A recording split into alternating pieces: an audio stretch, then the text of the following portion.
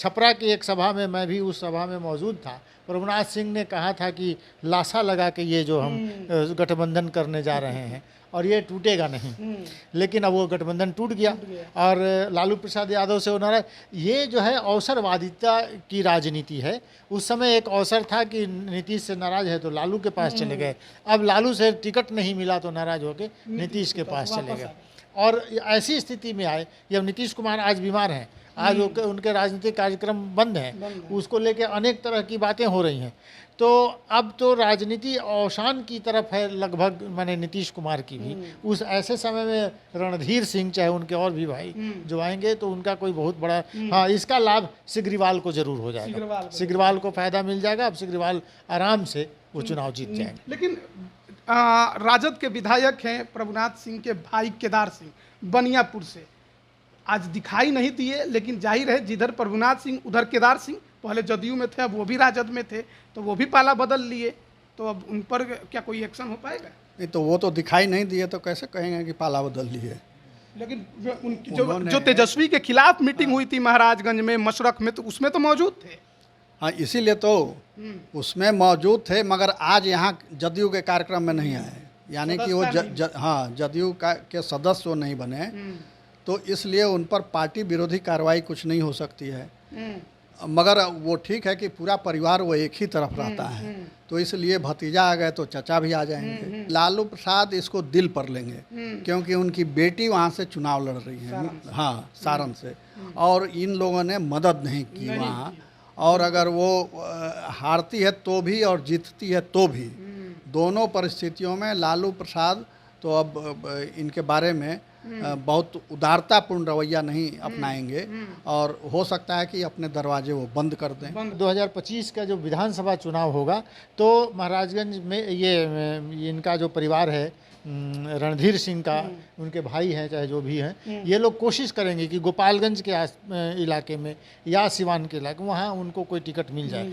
लेकिन आज तेजस्वी यादव ने जो कह दिया कि चाचा हमारे साथ हैं, तो अगर नीतीश कुमार फिर पलटी मार गए तो फिर तो इन लोगों की, मैंने इन लोगों को कुछ प्राप्त नहीं होगा। हाँ, चैप्टर क्लोज हो जाए। चिराग खड़े थे पीएम मोदी के बगल में और चिराग के ठीक बगल में उनके चाचा पशुपति पारस खड़े थे और दोनों एकदम सटे हुए थे, ऐसे जैसे सचमुच के चाचा भतीजा हों।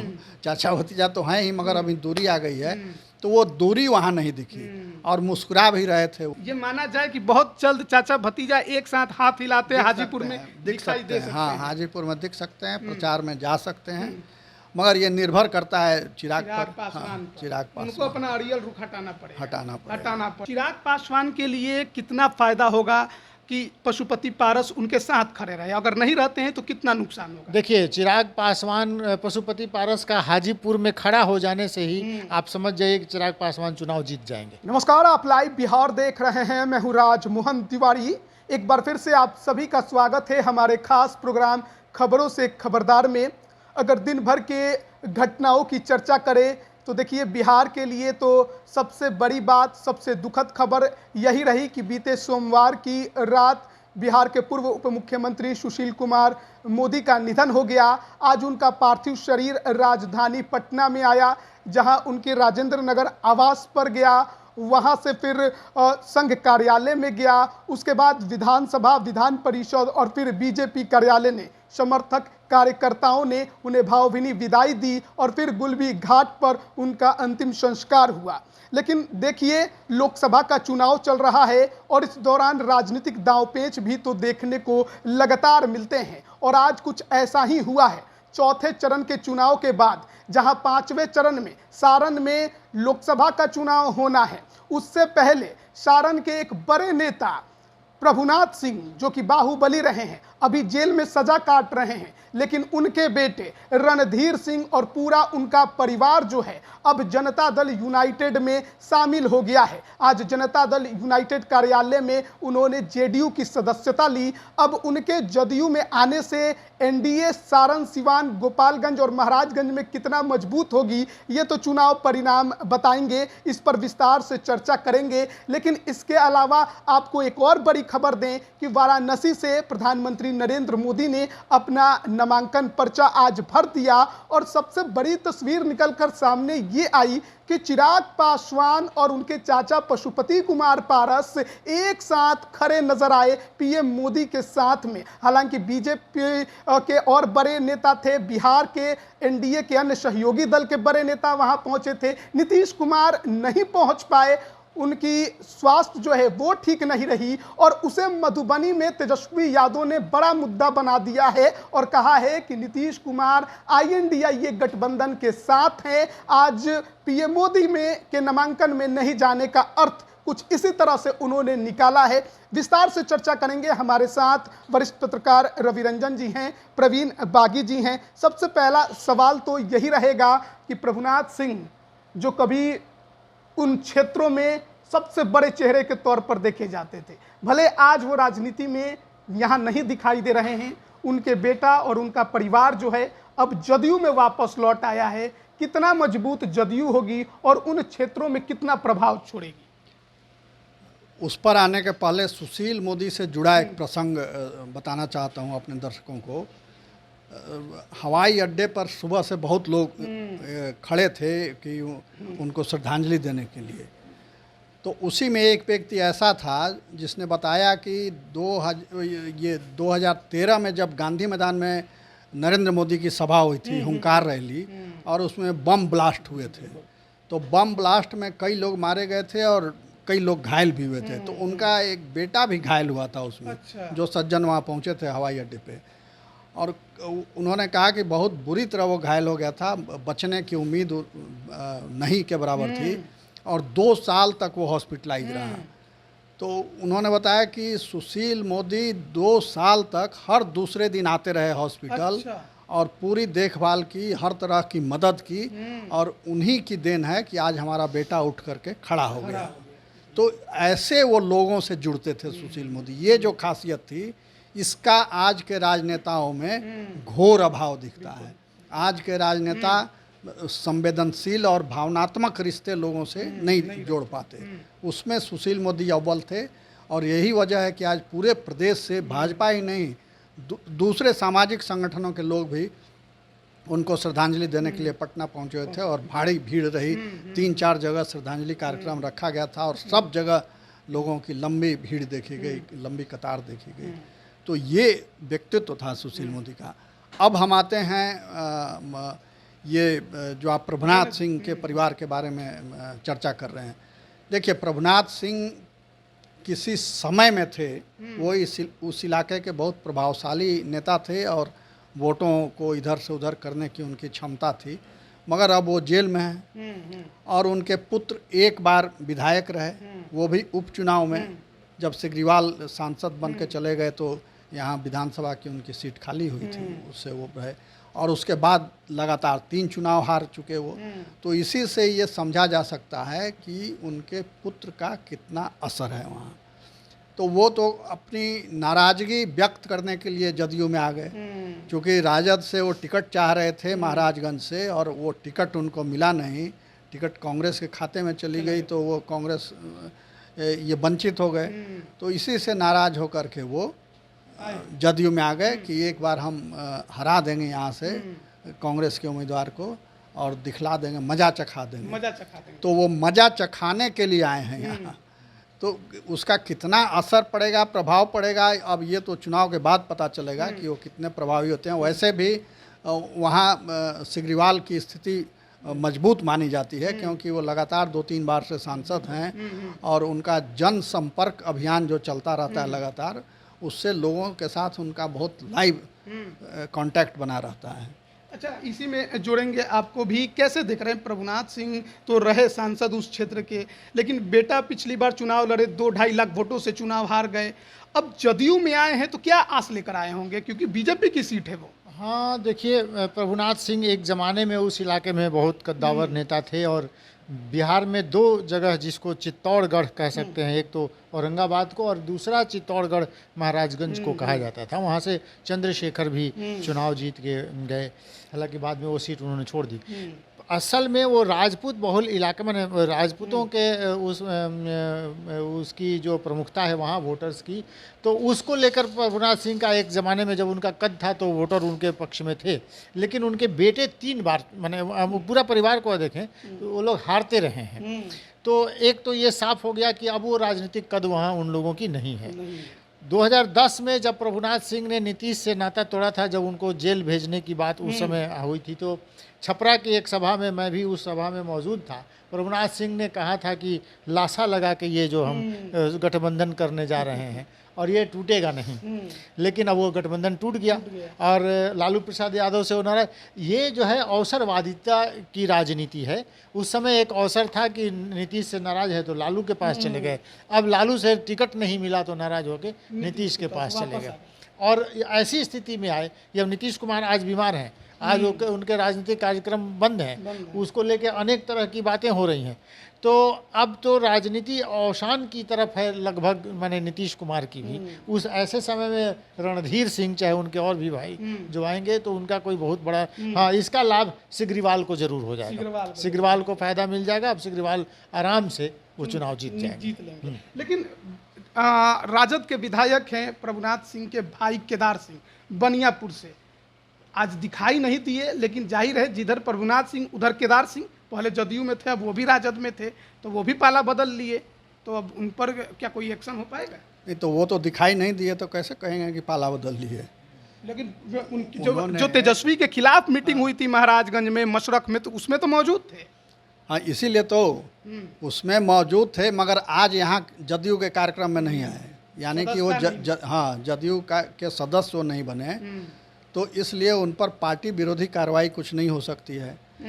मगर वो ठीक है कि पूरा परिवार वो एक ही तरफ रहता है, तो इसलिए भतीजा आ गए तो चचा भी आ जाएंगे, तो ये स्वाभाविक है। और वो जरूर वहाँ एनडीए के लिए काम करेंगे, राजद में रहते हुए भी। लोकसभा चुनाव में तो वो एनडीए के लिए काम करेंगे, महाराजगंज में भी जिताने की कोशिश करेंगे, छपरा में भी जिताने की कोशिश करेंगे, सिवान में भी दिखाएंगे ताकत, गोपालगंज में भी दिखाएंगे। लेकिन सवाल है कि लोकसभा के बाद विधानसभा होना है, तो किस लालच में जदयू में आए हैं?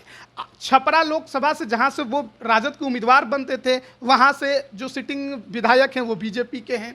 जहां से उनके चचेरे भाई सुधीर सिंह चुनाव लड़ना चाहते हैं, तरैया पिछले बार निर्दलीय लड़े थे, वहां से विधायक बीजेपी के हैं, और जो सांसद हैं महाराजगंज में वो बीजेपी के हैं। तो क्या मिलेगा उनको? सवाल ये है।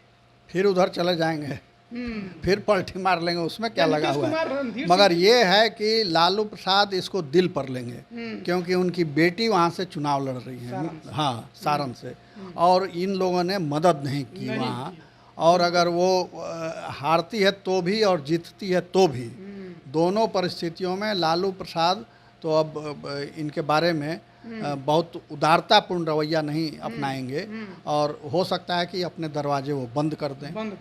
तो ये एक उनके सामने धर्म संकट हो जाएगा कि अब जाएं तो किधर जाएं। इधर आ तो गए, मगर इधर भी टिकट नहीं मिलेगा, क्योंकि सीटें सब फुल हैं। तो ऐसे में अब क्या करेंगे, ये उनके सामने एक बड़ी चुनौती है।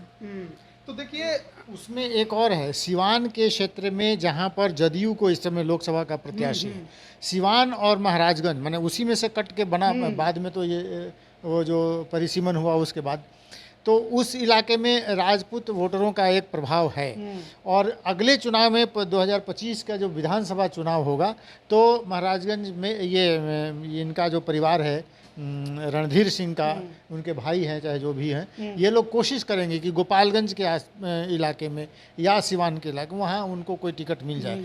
लेकिन आज तेजस्वी यादव ने जो कह दिया कि चाचा हमारे साथ हैं, तो अगर नीतीश कुमार फिर पलटी मार गए तो फिर तो इन लोगों को कुछ प्राप्त नहीं होगा।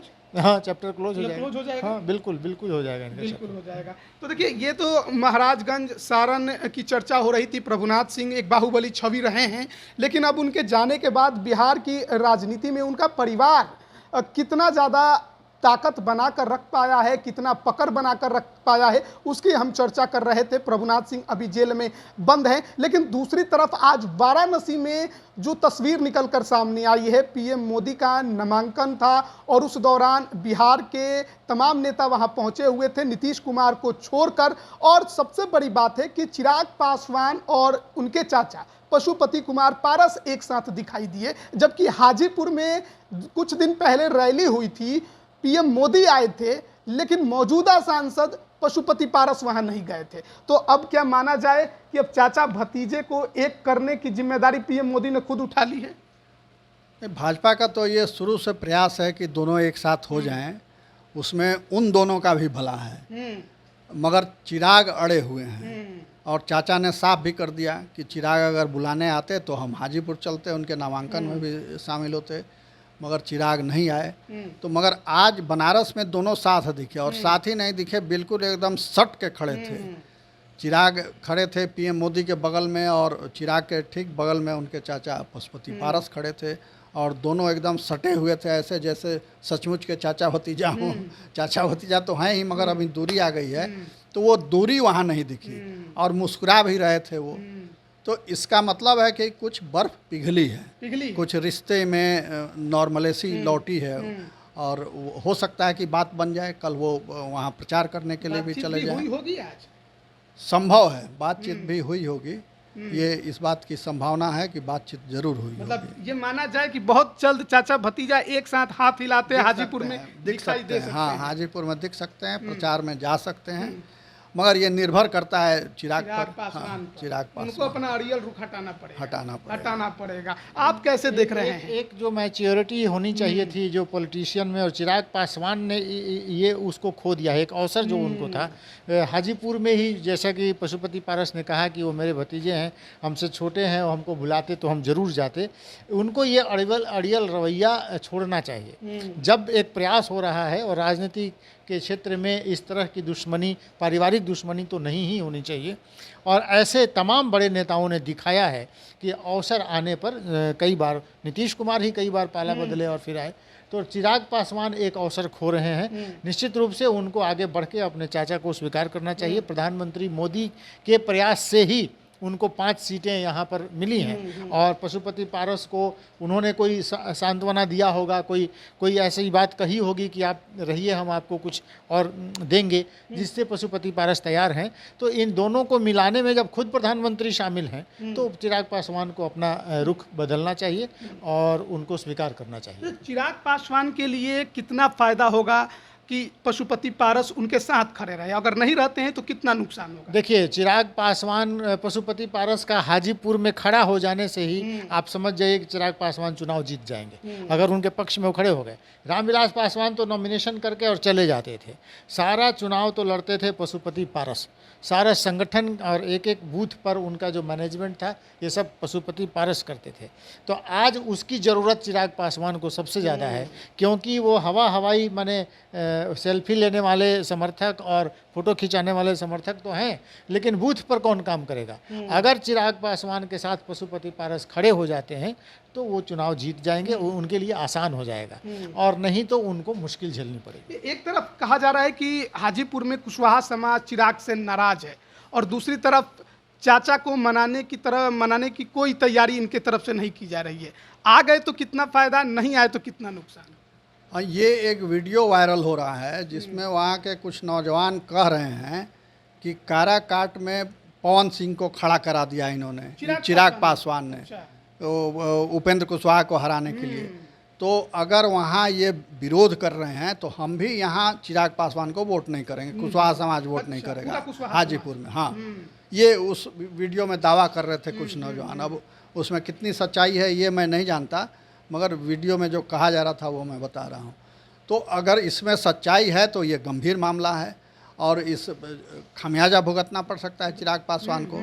हालांकि चिराग पासवान का एक ग्लैमर है और नौजवान हैं, इस नाते नौजवानों में उनका आकर्षण है, जुड़ाव है, और उसमें चाचा को साथ ले लेंगे तो एकदम बिल्कुल पक्की है उनकी जीत, और प्रधानमंत्री की सभा वहाँ हो ही गई है। तो कुल मिला के स्थिति अभी उनके अनुकूल है। मगर अगर ये कुशवाहा वाली बात सही साबित हुई तब तो कठिनाई होगी जरूर। कठिनाई होगी अगर कुशवाहा वाली बात सही हो गई तो। लेकिन देखिए पीएम मोदी के नामांकन में नीतीश कुमार नहीं गए, स्वास्थ्य का हवाला दिया गया कि ठीक नहीं है और यही बड़ी कारण है। लेकिन दूसरी तरफ मधुबनी में तेजस्वी यादव की आज जनसभा हुई, अपने उम्मीदवार को जिताने के लिए वोटरों को गोलबंद करने की कोशिश की, लेकिन आखिर में पीएम मोदी के नामांकन में नीतीश कुमार के नहीं जाने को उन्होंने बड़ा मुद्दा बना दिया और कहा कि चाचा हमारे साथ हैं और इसीलिए वो नामांकन में नहीं गए हैं। अब तेजस्वी ने इतना बड़ा मुद्दा बना दिया है, प्रभाव भी इसका कुछ पड़ेगा? निश्चित रूप से इसका प्रभाव अभी भी दिखने लगा है। माने एक तरह से जिस दिन प्रधानमंत्री मोदी का रोड शो हुआ और नीतीश कुमार को माने ट्रोल हो गए अपने वो जो कमल छाप का लेकर और चुपचाप और अजीब तरह की जो हरकतें और उनकी भाव भंगिमा थी उसको लेकर वो ट्रोल हुए। अब ये कयास लगाए जा रहे हैं कि उसके बाद नीतीश कुमार नाराज हुए। नीतीश कुमार जब भी बीमार पड़ते हैं या राजगीर प्रवास पे चले जाते हैं तो कुछ न कुछ राजनीति में घटता है। इस बार वो बीमार पड़ गए, लेकिन अब की बार ये हुआ कि वो अपनी पत्नी के उसमें कंकड़बाग में जो पार्क बनाया है मंजू सिन्हा को श्रद्धांजलि देने के लिए हर साल जाते थे। कई बार तो उनको आंसू बहाते हुए भी देखा गया है, तो इस बार वहाँ भी नहीं गए। कल्याण बिगहा में भी वो नहीं गए, उनके बेटे गए वहाँ पर, उन्होंने किया। तो ये उम्मीद की जा सकती है क्योंकि उनका स्वास्थ्य ठीक है नहीं, तो तबीयत तो उनकी खराब है निश्चित रूप से। इसका राजनीतिक लाभ लेने की तेजस्वी कोशिश कर रहे हैं, तो उनको कितना लाभ मिलेगा? अगर नीतीश कुमार कल स्वस्थ हुए और फिर से सक्रिय हो गए तो तेजस्वी को झटका लग सकता है। लेकिन नीतीश कुमार आज सुशील मोदी के अंतिम संस्कार में भी शामिल नहीं हुए। इसका कह सकते हैं कि उनकी तबीयत ठीक नहीं है, क्योंकि उनके बहुत करीबी मित्र रहे हैं उनके साथ। उन्होंने मैंने 10 साल तक डिप्टी सीएम के रूप में काम किया, और जब मुख्यमंत्री ये नीतीश कुमार जब बने और विजय सिन्हा और इनको बना दिया सम्राट चौधरी, उस समय भी उनको मलाल था कि सुशील मोदी को क्यों नहीं बनाया। तो उसको लेके मैंने उन दोनों की मित्रता रही है और वहाँ भी नहीं गए, तो ये कह सकते हैं कि उनकी तबीयत ठीक नहीं है और इसके राजनीतिक मायने नहीं लगाने चाहिए। आप कैसे देख रहे हैं तेजस्वी के दावे को? देखिए, ये शुरू से राजद का ये प्रयास है कि जनता में ये मैसेज फैलाया जाए कि नीतीश उनके साथ हैं। और उसी के तहत वो बार बार देखिएगा कि आप बीजेपी पर तो खूब अटैक कर रहे हैं राजद के नेता, मगर नीतीश जी पर अटैक नहीं कर रहे हैं और चाचा कह के उनको आदर सूचक संबोधन कर रहे हैं और कर रहे हैं कि वो हमारे साथ हैं, उनका आशीर्वाद हमारे साथ है। तो उसी क्रम में उन्होंने मधुबनी में भी ये कहा। तो ये एक सुनियोजित चाल है, राजनीतिक स्टंट है ये, और उसमें वो कितना सफल होते हैं ये नीतीश जी को भी सोचने वाली बात है कि नीतीश जी की इमेज क्या हो गई है कि कोई कुछ दावा करता है, कोई कुछ दावा करता है, और नीतीश जी तो खूब विरोध में बोल रहे हैं, अपने भतीजों के खिलाफ बोल रहे हैं, अपने बड़े भाई के खिलाफ खूब बोलते हैं कि और कल तक वो उनको प्रमोट कर रहे थे। तो नीतीश जी की विश्वसनीयता अब बिहार की राजनीति में बिल्कुल समाप्त हो गई है। उनके पार्टी के लोगों भी उन पर विश्वास नहीं करते कि कब वो किधर चले जाएंगे। तो अगर ये तेजस्वी ऐसी बात बोल रहे हैं तो उसको एकदम सिरे से नकारा भी नहीं जा सकता है। हो सकता है कि कल वो पलट जाएं, चले जाएं, हो सकता है। ये कोई नहीं बता सकता कि नीतीश जी कल क्या करेंगे, क्योंकि लालू जी भी कहते थे कि उनके पेट में दांत है, और ललन सिंह कहते थे कि पेट में दांत है तो उस दांत को तोड़ना हम जानते हैं, मगर वो सरेंडर कर गया कि नीतीश जी के सामने। तो राजनीति में इस तरह के दाव पेच चले जाते हैं और कुछ वोटरों के बीच भ्रम फैलाने की भी कोशिश होती है। तो तेजस्वी यादव वही भ्रम फैलाने का काम कर रहे हैं। तो देखिए, ये आज दिन भर बिहार की राजनीति में देखने को मिला है, और आप इस पर क्या राय रखते हैं कमेंट करके जरूर बताइएगा। आप सभी का बहुत बहुत धन्यवाद। लाइव बिहार यूट्यूब पर सब्सक्राइब और फेसबुक पर लाइक जरूर करें।